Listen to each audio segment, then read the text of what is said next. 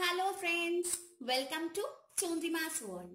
চন্দ্রিমাস ওয়ার্ল্ডে তোমাদের আবার স্বাগত। আজ আবার হাজির হয়েছি নতুন একটা রেসিপি নিয়ে।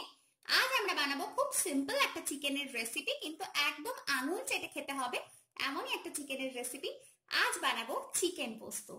পোস্ত তো বাঙালির ঘরে ভীষণই জনপ্রিয়, পোস্ত ছাড়া বাঙালি বাঁচে না। তো সেই পোস্ত যদি আমরা চিকেনের সাথে মিশিয়ে একটা ভিন্ন টেস্ট দিতে পারি, তা কিন্তু অপূর্ব হবে। গরম ভাতে, রুটি, লুচি, পরোটা সমস্ত কিছুর সাথে পুরোপুরি জমে যাবে এমন একটা রেসিপি আজ তোমাদের সাথে শেয়ার করব। তো প্লিজ রেসিপি দেখতে থাকো, আর রেসিপি ভালো লাগলে লাইক, কমেন্ট, শেয়ার, আর অবশ্যই চ্যানেলটাকে মনে করে সাবস্ক্রাইব করে নিতে একেবারেই ভুলো না। চলো রেসিপি শুরু করি। চিকেন পোস্ত বানানোর জন্য আমি একটা কড়াই গ্যাসে বসিয়ে দিয়েছি, আর তার মধ্যে দিয়ে দিয়েছি 5 টেবিল চামচ সাদা তেল। এই রান্নাটা কিন্তু আমাদের সাদা তেলেই করতে হবে। আর তেলটা মোটামুটি গরম হয়ে গেছে, এর মধ্যে এখন আমি গোটা গরম মশলা ফোড়ন দিচ্ছি।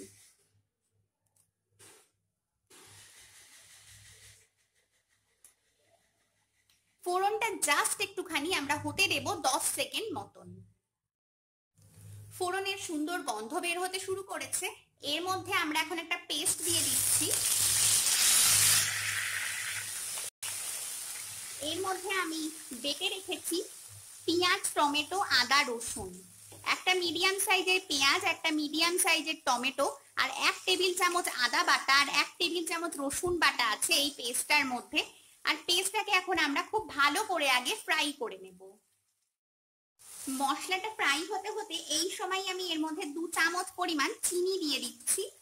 যেহেতু এটা পোস্তর রান্না, তার জন্য একটু মিষ্টি মিষ্টি এটা ভালো লাগবে, তাই বলে খুব মিষ্টিও দেবো না, এটা কিন্তু আমরা ঝালও দেবো প্লাস মিষ্টিও দেব। সাথেই আমি দিয়ে দিচ্ছি নুন, পরিমাণ মতো নুন দেবে। এবার আমি এটাকে ভালোভাবে মিশিয়ে দিচ্ছি এবং 5 মিনিট পর্যন্ত আমরা মশলাটাকে কষিয়ে নিচ্ছি।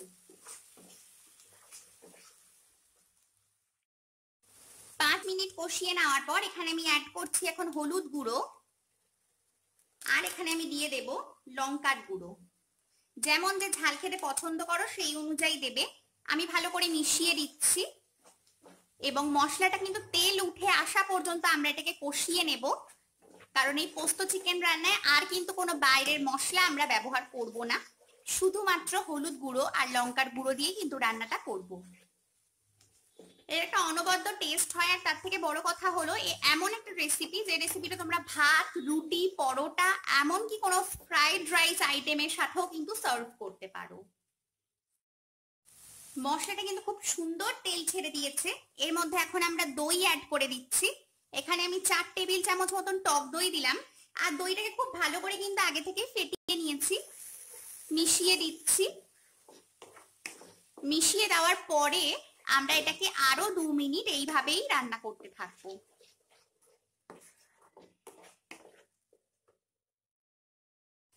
আরো 2 মিনিট কুক করে নেওয়ার পর নিশ্চয়ই দেখতে পাচ্ছ ভীষণ সুন্দর একটা কালার বেরিয়েছে এবং তেলটা উপরের দিকে উঠে এসছে। এবার আমি চিকেন পিস অ্যাড করব। আমি এখানে মিডিয়াম সাইজের চিকেনের পিস নিয়েছি। এই রান্নাটাতে মিডিয়াম বা বড় যে কোনো ধরনের চিকেনের পিস কিন্তু নেওয়া যায়।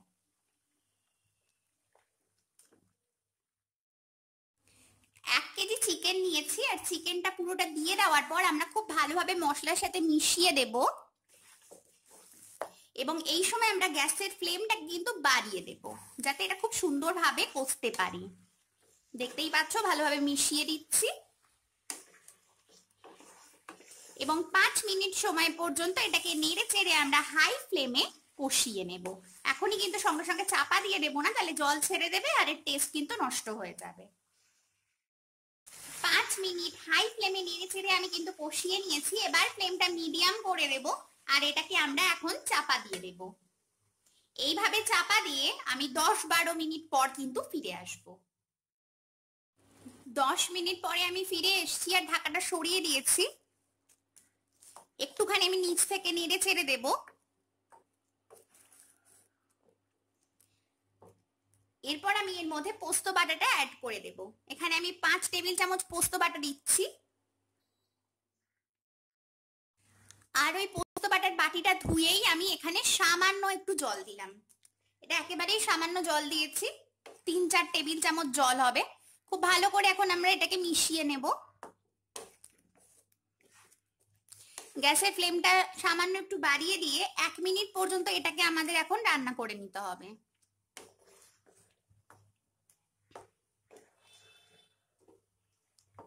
মিশিয়ে দিয়েছি, এবার এটাকে 1 মিনিট রাখবো, তারপর আবার এটাকে চাপা দিয়ে দেব। 1 মিনিট এটাকে হাই ফ্লেমে আমরা নাড়াচাড়া করে নিয়েছি। এবার আমরা আবার ঢাকাটা চাপা দিয়ে দেব, আর এটাকে আবার আমরা 10 থেকে 15 মিনিটের জন্য রাখবো, তারপর ফিরে আসবো। 15 মিনিট পর আমি কিন্তু ফিরে এসেছি, আর দেখো উপরের দিকে তেল ভেসে উঠেছে, ভীষণ সুন্দর একটা কালার হয়েছে, আর আমাদের চিকেনটাও কিন্তু সেদ্ধ হয়ে গেছে। তো এই পুরো যে জলটা বেরিয়েছে, এখানে কিন্তু আমি কোনো জলই ব্যবহার করিনি, তোমরা তো নিশ্চয়ই দেখেছো। এটা কিন্তু পুরোটাই চিকেন জল ছেড়েছে, এবং এই মাংসের টেস্টটাই কিন্তু অনেক ভালো হয়, আলাদা করে জল দিলে কিন্তু টেস্টটা ভালো হবে না। এবার আমি এর মধ্যে দিয়ে দেব শাহি গরম মশলা, 1/2 চা চামচের মতো দিলাম। ভালো করে মিশিয়ে দিচ্ছি, আর 1 মিনিটের জন্য আমি এটাকে একটু হাই ফ্লেমে ফুটিয়ে নেব। নিলেই কিন্তু আমাদের রান্নাটা কমপ্লিট হয়ে যাবে। তো আমি এটাকে সার্ভ করে দেব। তো চলো এটাকে এখন 1 মিনিট ফুটিয়ে নিচ্ছি, তারপর গ্যাস অফ করে এটাকে আমি সার্ভ করে দিচ্ছি। দেখো বন্ধুরা, আমি এখানে কিন্তু সার্ভ করে নিয়েছি চিকেন পোস্ত। এটা আমি তোমাদেরকে আগেও বলেছি, ভাতের সাথেও ভালো লাগবে, রুটি, লুচি, এমনকি কোনো রাইস আইটেমের সাথেও কিন্তু এটা ভীষণই ভালো লাগবে। তো প্লিজ একদিন হলেও রেসিপিটা বাড়িতে ট্রাই করে দেখো, তারপর আমাকে জানিও যে আমার রেসিপি তোমাদের ঠিক কেমন লাগলো। ভালো লাগলে লাইক করো, কমেন্ট করো, শেয়ার করো, আর অবশ্যই কিন্তু চ্যানেলটাকে মনে করে সাবস্ক্রাইব করে নিতে ভুলো না। তাহলে চলো আজকের জন্য আসি, আবার দেখা হবে অন্য কোনো নতুন রেসিপি নিয়ে। ততক্ষণের জন্য সবাই ভালো থেকো,